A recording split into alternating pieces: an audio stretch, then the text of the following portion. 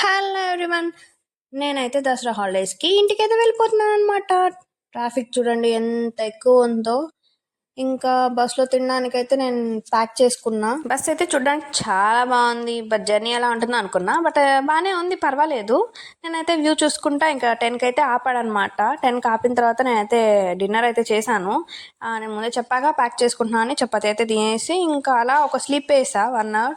వేసిన తర్వాత ఏమైంది, మొత్తానికి పొద్దున్న కొద్దికి తిరుపతికి అయితే వచ్చేసాను అనమాట. మా నాన్న అయితే వచ్చారు, పికప్ చేసుకున్నారు.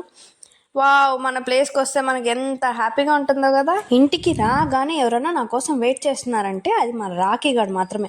వాడి కళ్ళలో హ్యాపీనెస్ చూడాలి. వాడైతే పైకెక్కి నాకు ఫుల్ ముద్దులు ఇచ్చేస్తున్నాడు అనమాట. ఇంకా మా అమ్మ విషయానికి వస్తే నైట్ అంతా నిద్రపోకుండా నాకైతే కాల్ చేస్తానే అనిందనమాట.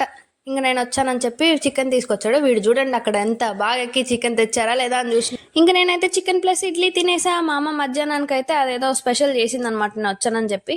అంతే. Thank you all.